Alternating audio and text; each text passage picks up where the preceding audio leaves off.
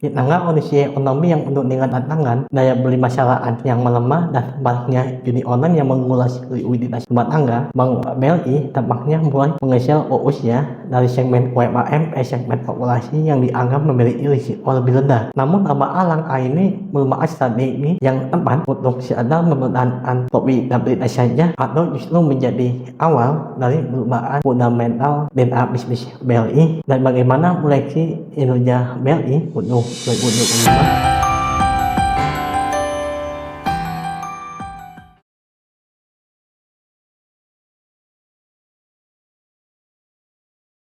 Semuanya, kembali bersama saya, Dawi Jaya.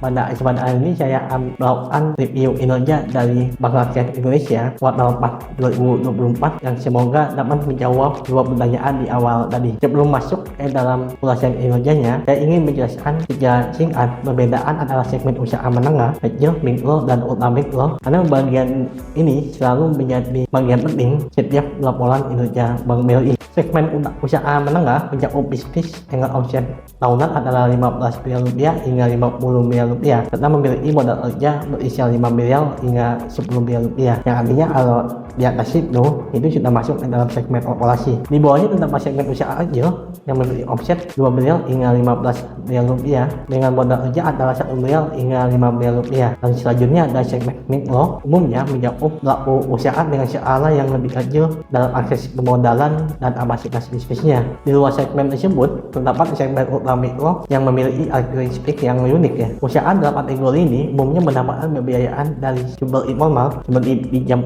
keluarga, koperasi kecil, dan lembaga non-bank. Segmen ini menjadi perhatian bagi BLI, terutama melalui anak usahanya Pegadaian dan BNM yang memang dibuat untuk fokus dalam pemberdayaan usaha ultra mikro agar dapat bertransformasi menjadi bisnis yang lebih mandiri dan terintegrasi dalam sistem keuangan formal. Sekarang kita masuk ke kinerjanya. Total penjualan kredit Bank BLI mengalami pertumbuhan sebesar 7% menjadi 1.354,6 triliun rupiah. Namun yang menarik adalah mendorong dari kenaikan ini bukan berasal dari segmen UMKM, melainkan dari segmen korporasi. Kredit yang disalurkan dari segmen korporasi ini sebesar 23,6% atau naik 46,6 triliun rupiah, menyumbang sekitar 52,8% dari total pertumbuhan kredit Bank BLI tahun 2024. Angka ini cukup mencolok mengingat BLI yang selama ini dikenal sebagai bank yang berfokus pada segmen UMKM. Dan sebagai perbandingan, pengelolaan kredit dari segmen mikro hanya tumbuh 2,7% atau sebesar 16,3 triliun rupiah. Sedangkan segmen usaha kecil justru mengalami kontraksi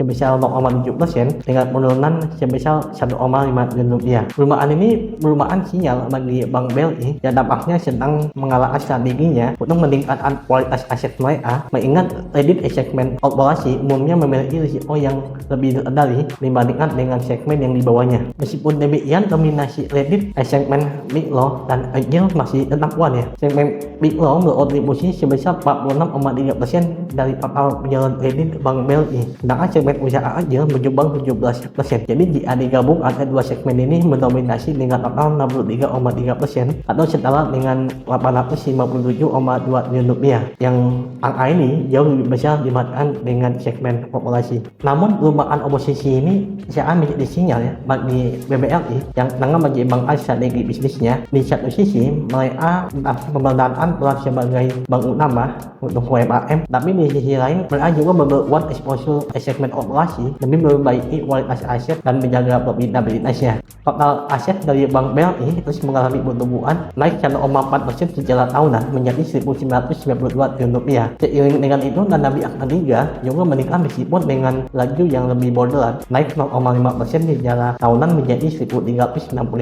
triliun rupiah. Yang menarik dari pertumbuhan ini lebih banyak didorong oleh dana murah atau jasa yang tumbuh 5,1% secara tahunan menjadi 918 triliun rupiah. Yang sebaliknya, deposito itu justru mengalami kontraksi sebesar 7,8%, turun menjadi 446 triliun rupiah. Pergeseran ini berdampak signifikan terhadap pendanaan Bank BLI dengan posisi jasa yang lebih besar meningkat 3 persentase poin menjadi 67,3%. Hal ini dapat menekan cost of fund yang mana akhirnya memperbaiki dan interest margin atau NIM dari Bank BLI serta profitabilitas secara keseluruhan termasuk return on asset. Namun di sisi lain, pas rasio beban modal mengalami sedikit penurunan, turun 64 basis point menjadi 26,63%. Meskipun ada penurunan, angka ini masih jauh di atas ambang batas regulasi yang ditetapkan yang sebesar 14,63%. Ini menunjukkan bahwa Bank BRI tetap memiliki permodalan yang kuat dan lebih dari cukup untuk mendukung ekspansi bisnis mereka serta menjelaskan potensi dari risiko kredit. Penurunan rasio beban modal ini juga belum dilihat dalam konteks kebijakan dividen dari Bank BRI. Dalam 3 tahun terakhir, bank ini secara konsisten membagikan dividen payout rasio minimal 80%. Dengan rasio pembagian dividen yang tinggi ini menyebabkan laba ditahan menjadi berkurang sehingga mempengaruhi pada penurunan rasio beban modal ini. Dividen payout rasio yang besar tadi juga berdurut adil dalam penurunan return on equity dari Bank BRI yang sebesar 79 basis point menjadi 19,01%. Pendapatan bunga Bank BRI mengalami kenaikan 10% secara tahunan mencapai 159,2 triliun rupiah, didorong oleh pertumbuhan kredit yang solid di tengah kondisi ekonomi yang masih menantang. Namun tekanan datang dari beban bunga yang melonjak 30,6%, penjaminan kenaikan biaya dana atau cost of fund akibat suku bunga yang lebih tinggi. Akibatnya pendapatan bunga bersih hanya tumbuh tipis 3,4% menjadi 142 triliun rupiah, yang masih menandakan margin bunga bersih ini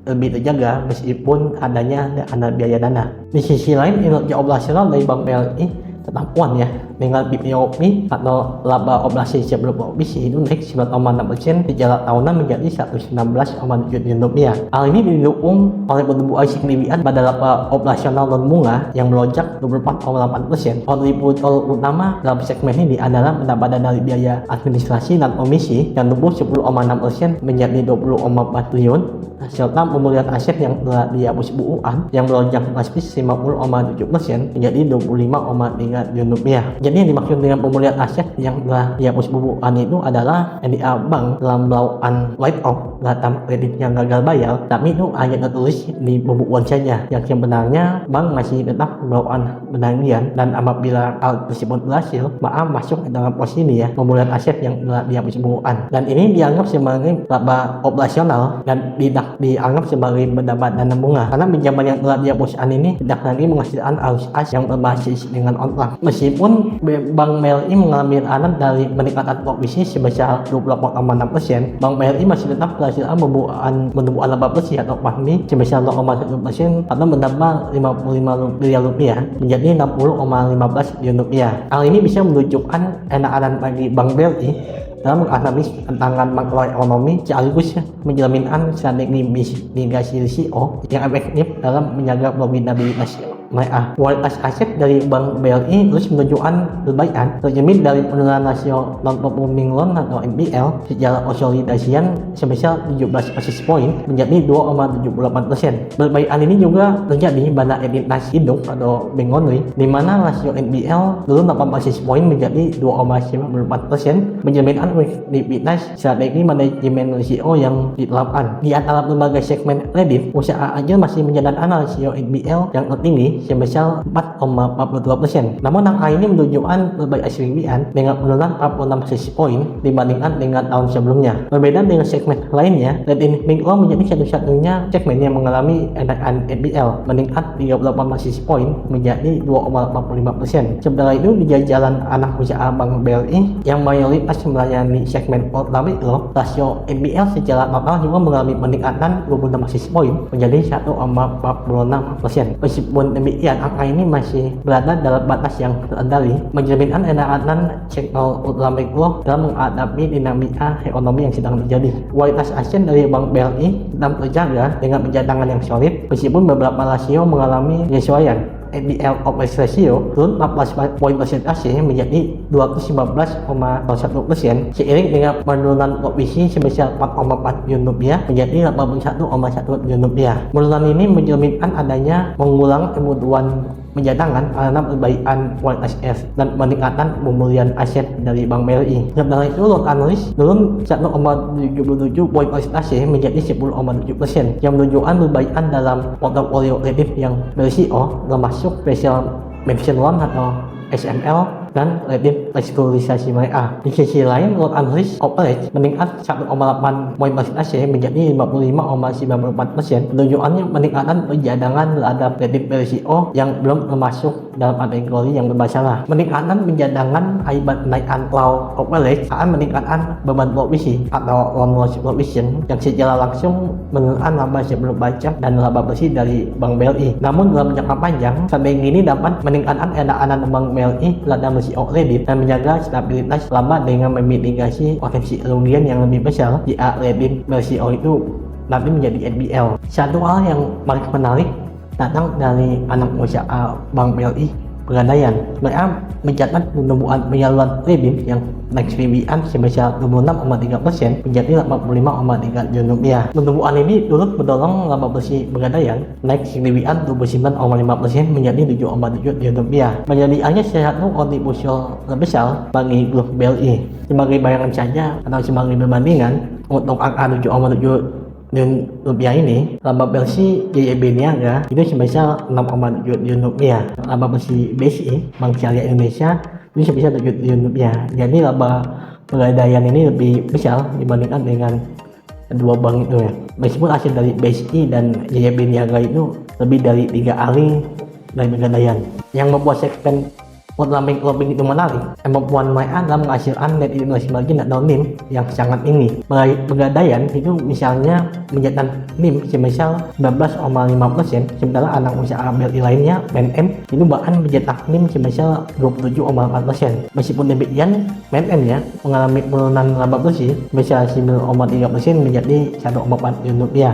Dan ini seharusnya menjadi nilai lebih bagi Bank BLI karena untuk bergerak di segmen Portlaming Law ini menghasilkan NIM yang sangat besar ya, idealnya 15-30% karena CEO dari mereka juga besar. Sepanjang 2024 usaha mikro menghadapi tantangan yang besar ya, terutama dari suku bunga yang masih tinggi serta maraknya judi online yang angkanya itu sangat besar sekali di negara Indonesia. Biaya pinjaman yang mahal membuat pelaku usaha itu kesulitan mendapatkan modal kerja dengan bunga yang terjangkau. Daya beli masyarakat yang masih tertekan juga menekan pendapatan dari usaha segmen ini sehingga meningkatkan potensi kredit yang bermasalah. Di sisi lain, Bank Sentral juga belum menurunkan suku bunga secara agresif. Suku bunga diturunkan terlalu cepat, maka yang terjadi adalah nilai tukar melemah secara signifikan yang dalam jangka panjang akan memperburuk kondisi usaha segmen kecil dan mikro. Tahun 2024 menjadi tahun yang cukup berat bagi Bank BLI, terutama terlihat dari pertumbuhan kredit dan biaya kredit yang tidak mencapai target atau guidance yang mereka tetapkan. Meskipun indikator lain seperti NIM, NPL, dan positive income ratio masih sesuai dengan ekspektasi atau inline. Kesimpulannya, tekanan dari suku bunga yang tinggi dan ketidakpastian ekonomi membuat pertumbuhan kredit dari Bank BLI itu tidak sekuat yang diharapkan atau di bawah ekspektasi. Meskipun suku bunga global diperkirakan mulai turun, prosesnya akan bertahap ya, sehingga biaya pendanaan masih tetap cukup tinggi dalam jangka yang pendek. Hal ini mungkin membuat Bank BLI tetap berhati-hati dalam menetapkan target kinerja tahun 2025 ya. Hal ini terlihat dari guidance yang ditetapkan oleh manajemen BLI untuk 2025 tidak jauh berbeda dengan capaian aktual 2024 mereka. Pertumbuhan kredit ditargetkan sebesar 7,9% yang masih sejalan dengan capaian 2024. Namun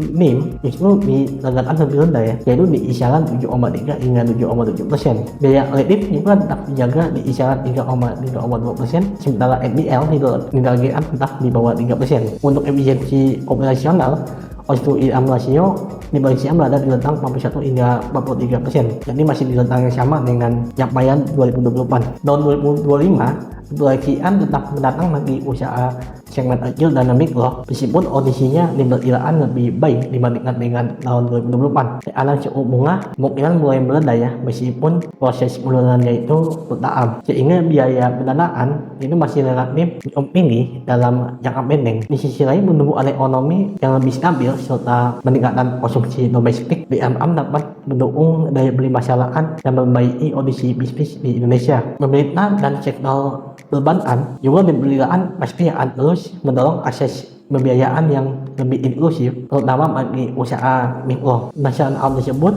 dan asumsi kinerja Bank BRI pada 2025 ini inline dengan guidance yang mereka tetapkan, maka saya memproyeksikan pertumbuhan laba Bank BRI pada mid single digit ya, atau di kisaran 5%. Dengan pertumbuhan tersebut, maka laba 2025 OS Bank BRI menyentuh angka 63 triliun rupiah, atau earnings per share 2025 OS itu sebesar 415 rupiah. Dengan rata forward PE Bank BRI dalam 5 tahun terakhir yang sebesar 13,36 kali, maka hal yang wajar ya bagi pasar untuk menurunkan ekspektasinya terhadap valuasi saham BBRI di sekitar 11 hingga 12 kali, yang tercermin pada rata-rata forward PE Bank BRI 3 tahun terakhir ini sebesar 12,25 kali, dan setahun terakhir itu hanya 11,12 kali. Karena diproyeksikan Bank BRI pada 2025 ini mengalami pertumbuhan yang lebih besar dibandingkan dengan pertumbuhan pada 2024, meskipun perbedaannya signifikan, maka valuasi forward PE 12 kali sebagai valuasi yang wajar bagi BBRI. Maka didapatkan lewat untuk saham BBRI sebesar Rp5.000. Hal ini sedikit di bawah dibandingkan dengan khusus analis yang divisualisasikan di laman TradingView. Rata-rata target price mereka itu sebesar Rp5.150 dalam 12 bulan ke depan. Saya membahaskan mengenai kinerja Bank BRI untuk capaian kuartal 4 2024. Semoga insight ini bermanfaat bagi sebuah